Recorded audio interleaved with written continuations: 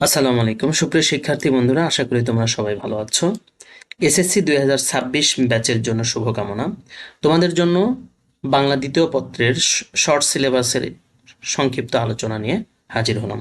আজকে আমাদের আলোচনার বিষয় পরিচ্ছেদ 7, ব্যঞ্জনধ্বনি। এর আগে আমরা 6 পর্যন্ত আলোচনা করেছি। তো ভিডিও শুরু করার আগে সবার কাছে একটাই অনুরোধ, যারা এখনও আমার চ্যানেলটি সাবস্ক্রাইব করনি তারা আমার চ্যানেলটি সাবস্ক্রাইব করে পাশে থাকা বেল বাটনটি বাজিয়ে দাও। আর যারা ফেসবুক থেকে দেখছো ফেসবুক পেজটি ফলো দিয়ে দাও। তো চলো শুরু করি। ব্যঞ্জনধ্বনি উচ্চারণের স্থান ও প্রকৃতি, ধ্বনির কম্পন ও বায়ুপ্রবাহ বিবেচনায় ব্যঞ্জনধ্বনিকে অন্তত 4 ভাগে ভাগ করা যায়। 1 নম্বর হলো কি উচ্চারণ স্থান অনুযায়ী বিভাজন, উচ্চারণের প্রকৃতি অনুযায়ী বিভাজন, ধ্বনির কম্পন মাত্রা অনুযায়ী বিভাজন, 4 নম্বর হলো কি ধ্বনি সৃষ্টিতে বায়ু প্রবাহের মাত্রা অনুযায়ী বিভাজন। ওকে, আচ্ছা, এখন উচ্চারণ স্থান অনুযায়ী বিভাজন নিয়ে আজকে আমরা আলোচনা করব। আচ্ছা, দেখো, বাক প্রত্যঙ্গের ঠিক যে জায়গায় বায়ু বাধা পেয়ে ব্যঞ্জন ধ্বনি সৃষ্টি করে সেই জায়গাটি হলো ওই ব্যঞ্জনের উচ্চারণ স্থান। ওকে, উচ্চারণ স্থান অনুযায়ী ব্যঞ্জনধ্বনিকে কয়েক ভাগে ভাগ করা যায়, মোটামুটি 7টি। ওষ্ঠব্যঞ্জন, দন্তব্যঞ্জন, দন্তমূলীয় ব্যঞ্জন, মূর্ধন্য ব্যঞ্জন, তালব্য ব্যঞ্জন, কণ্ঠব্যঞ্জন এবং কণ্ঠনালীয় ব্যঞ্জন। ওকে, আচ্ছা, উচ্চারণ স্থান অনুযায়ী মোটামুটি এই 7 ভাগে ব্যঞ্জনধ্বনিকে ভাগ করা যায়। আচ্ছা, ব্যঞ্জনধ্বনির উচ্চারণের সময় কোন বাক প্রত্যঙ্গের অংশগ্রহণ মুখ্য, কোন বাক প্রত্যঙ্গের অংশগ্রহণ গৌণ তা নিচের সারিতে দেখানো হলো। আমরা এটা অত্যন্ত ভালো করে দেখব। ধ্বনি, মুখ্য বাক প্রত্যঙ্গ, গৌণ বাক প্রত্যঙ্গ। তাহলে মুখ্য কোনটা, গৌণ কোনটা? মুখ্য হলো প্রধান আর গৌণ হলো অপ্রধান। ওকে, আচ্ছা, দেখা যাক। প্রথমে আমাদের কি আছে? ওষ্ঠ। ওষ্ঠ মানে কি বলো তো? ঠোঁট। একটা হলো নিচের ঠোঁট আর একটা হলো কি ওপরের ঠোঁট। আমাদের বাংলা সাহিত্যে, বাংলা ব্যাকরণে এমন কিছু বর্ণ আছে যে বর্ণগুলো উচ্চারণ করতে গেলে আমাদের দুই ঠোঁটেরই প্রয়োজন হয়, যেমন প, ফ, ব, ভ। হ্যাঁ, দুই ঠোঁট ছাড়া এই ধ্বনিগুলো উচ্চারণ করা সম্ভব না। এই জন্য এই ওষ্ঠধ্বনি, ওষ্ঠ ব্যঞ্জন উচ্চারণের ক্ষেত্রে মুখ্য ভূমিকা পালন করে নিচের ঠোঁট এবং ওপরের ঠোঁটটা গৌণ। ওকে, দন্ত ব্যঞ্জন, দন্ত ব্যঞ্জন ধ্বনি উচ্চারণে আমাদের জিভের ডগা মুখ্য ভূমিকা পালন করে এবং উপরের পাটির দাঁত কি গৌণ। আচ্ছা, দন্তমূলীয় ব্যঞ্জন ধ্বনি উচ্চারণ করতে জিভের ডগা মুখ্য ভূমিকা পালন করে, গৌণটা অতটা দরকার নেই।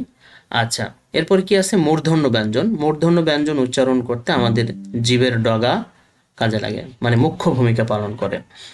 আচ্ছা, এরপর তালব্য ব্যঞ্জন, জিভের সামনের অংশ।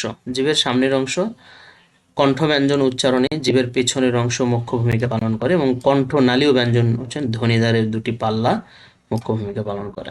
ওকে, আচ্ছা, এখন আমরা ওষ্ঠ ব্যঞ্জন সম্পর্কে জানব।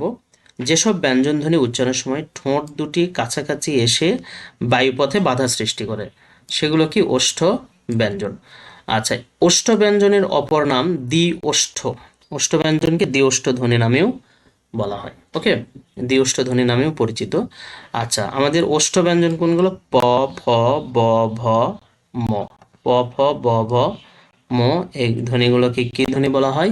ওষ্ঠ ব্যঞ্জন ধ্বনির উদাহরণ। তাহলে ওষ্ঠ ব্যঞ্জন ধ্বনি কি? প, ফ, ব, ভ, ম। এবং ওষ্ঠ ব্যঞ্জনকে কি নামে, ওষ্ঠ ব্যঞ্জন কি নামে পরিচিত? দ্বি ওষ্ঠ। ওকে, এরপর দেখো দন্ত, দন্ত ব্যঞ্জন। যেসব ব্যঞ্জন ধ্বনি উচ্চারণের সময় জীবের ডগা উপরের পাটি দাঁতে লেগে, কোথায় লেগে? উপরের পাটি দাঁতে লেগে বায়ুপথে বাধা সৃষ্টি করে সেগুলোকে কি বলে? দন্ত ব্যঞ্জন বলে।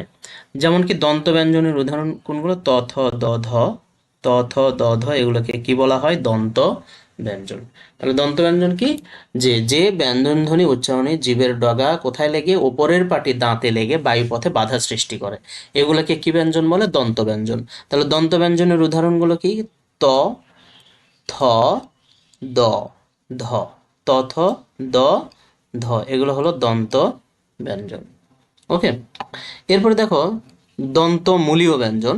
যেসব ব্যঞ্জন ধ্বনি উচ্চারণের সময় জীবের ডগা কি জিভের ডগা উপরের পাটির গোড়ার সঙ্গে লেগে, কোথায়? উপরের পাটির দাঁতের গোড়ার সঙ্গে লেগে বায়ুপথে বাধা সৃষ্টি করে, সেগুলোকে কি বলে? দন্তমূলীয় ব্যঞ্জন। মনে রাখতে হবে মূল কি, দন্ত মানে দাঁত, মূল, মূলীয় মানে হলো কি মূল। তাহলে দাঁতের জিভের ডগা দাঁতের গোড়ায় আঘাত লেগে যে বায়ুপথে বাধা সৃষ্টি করে যে ধ্বনিগুলো, সেগুলো হলো দন্তমূলীয় ব্যঞ্জন। যেমন কি দন্ত ন, র, ল, দন্তস্ব। একটু ভালো করে তোমরা উচ্চারণ করে দেখো, আমাদের এই যে এই চারটি ধ্বনি বা বর্ণ, এই চারটি বর্ণ উচ্চারণ করতে গেলে আমাদের জিহ্বার ডগা একদম দাঁতের গোড়াতে লাগে। দন্ত ন, র, ল, দন্তস্ব। ওকে, এরপরে আসো মূর্ধন্য ব্যঞ্জন। মূর্ধন্য ব্যঞ্জন, আগে মূর্ধাটা কি এটা আমাদেরকে বুঝতে হবে। আমাদের দন্তমূল মানে দাঁতের গোড়া থেকে এবং তালুর মাঝখানে যে উঁচু অংশ থাকে, তার নাম কি? মূর্ধা। তার নাম কি? মূর্ধা। প্রশ্ন হতে পারে যে দন্তমূল ও তালুর মাঝখানের অংশকে কি বলা হয়? মূর্ধা। আচ্ছা, এখন যেসব ব্যঞ্জনধ্বনি উচ্চারণের সময় জীবের ডগা মূর্ধার সঙ্গে লেগে, তাহলে কি জীবের ডগা মূর্ধার সঙ্গে লেগে এখানে মুখ্য ভূমিকা পালন করে কি জীবের ডগা মূর্ধার সঙ্গে লেগে বায়ুপথে কি সৃষ্টি করে? বাধা সৃষ্টি করে, সেগুলোকে কি বলা হয়? মূর্ধন্য ব্যঞ্জন। আমাদের মূর্ধন্য ব্যঞ্জন ধ্বনির উদাহরণ কোনগুলো দেখো, ট, ট, ঠ, ড, ঢ, ডয় শূন্য, ঢয় শূন্য, এগুলো হলো আমাদের কি ধ্বনি? মূর্ধন্য ধ্বনি। ঠিক আছে, এরপর দেখো তালব্য ব্যঞ্জন। কি ব্যঞ্জন? তালব্য ব্যঞ্জন।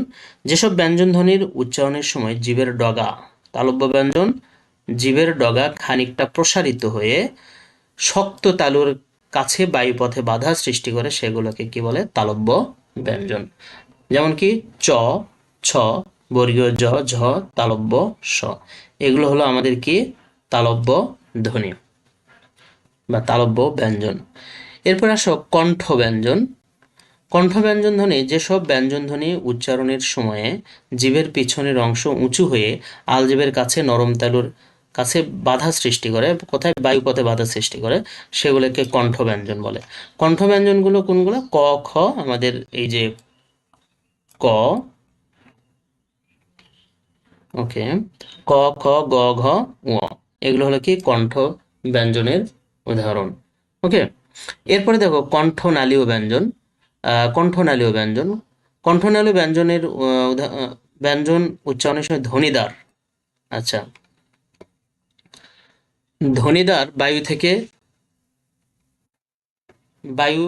আচ্ছা, ধ্বনিদ্বার থেকে বায়ু কণ্ঠনালী হয়ে সরাসরি বের হয়ে আসে।